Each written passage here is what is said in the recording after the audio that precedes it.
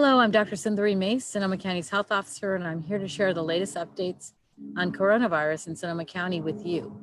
Before I get into our briefing, however, I'd like to announce our new Sonoma County Deputy Health Officer, Dr. Kismet Baldwin.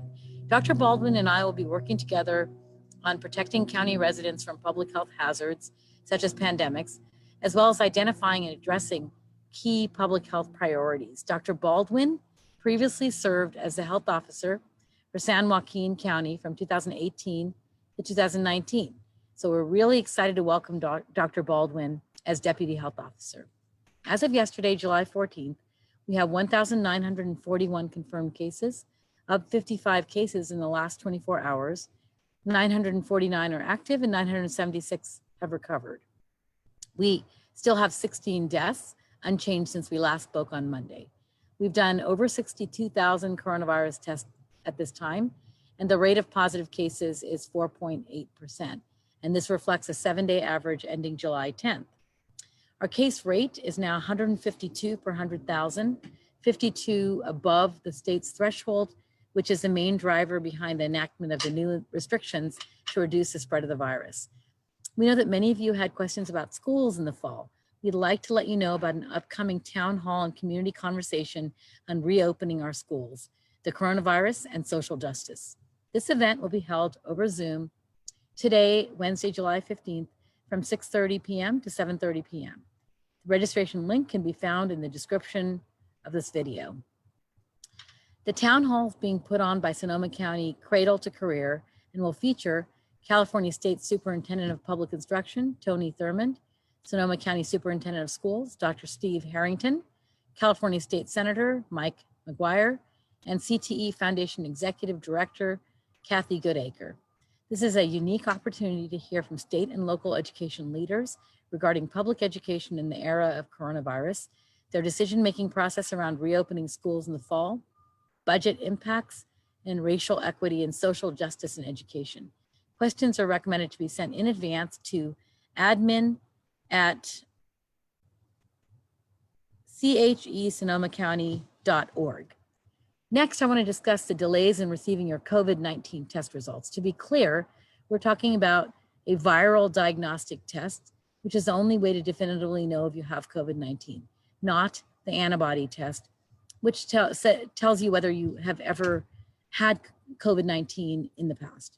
The rise in the number of people infected with COVID-19 has increased the need for testing throughout the United States. More people are fearing that they may have been exposed, and naturally they want to be tested. We have long encouraged everyone, regardless of exposure, to get tested. And the fact that these tests are taking so long is troubling. Unfortunately, we're again experiencing a national shortage of testing supplies, and that, combined with lab processing bottlenecks in state contracted labs, has created a slowdown in testing results to our residents. As a result, you may experience delays in both scheduling a viral or diagnostic test from OptumServe and in receiving notification of your test results. As we and other public health agencies work with our partners to increase capacity and speed in testing and sharing results with individuals tested, we ask that people do the following. If you're experiencing COVID-19 symptoms or suspect that you were exposed to someone with COVID-19, contact your healthcare provider right away for guidance on the quickest way to get a test. As a reminder, our hospitals and emergency rooms are very busy. They're not a place to go just for a test. Provide a working cell phone number or email address to the testing site when you're authorizing receipt of test results via text or email. Check the email junk folder for a notification before contacting the testing site to request your results. Since these tests are taking so long, if you have symptoms of COVID-19, you should assume that you have the virus until you're able to have it confirmed or not detected by a test. This means you should stay at home until you receive results that state that you are negative. In other words, you should self-quarantine while you're waiting for your test result. In Sonoma County, you may obtain a test in one of the following ways: through OptumServe with 2 testing sites, one in Petaluma and at the Santa Rosa Junior College campus, one in Santa Rosa at the fairgrounds. Pop-up testing run by the county at rotating sites is available to increase access to testing in target areas experiencing outbreaks, and you can always go through your primary care provider. Our public health department is informed of all positive tests, no matter what the testing site, on the same timeline as when you receive your results.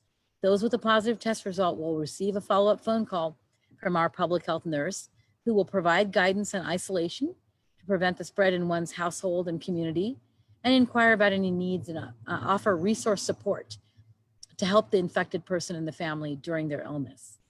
Today's community question: the new state health order has closed indoor personal care services again. What businesses are in this category? You're correct. By order of the California Health Officer on Monday, Sonoma County was required to close back down many businesses for at least 3 weeks. On this list is a category of personal care services, which covers a wide range of businesses that involves close, often physical contact between service providers and clients. These businesses include hair salons and barbershops, nail salons, massage therapy services, electrology, waxing and threading, esthetician, skincare, cosmetology services, tattoo parlors, and piercing shops, and any educational or training setting at which these services are taught through practice or experience. More information on what is open can be found on the What is Open page at socoemergency.org. Be safe and have a good 2 days. I will talk with you again on Friday.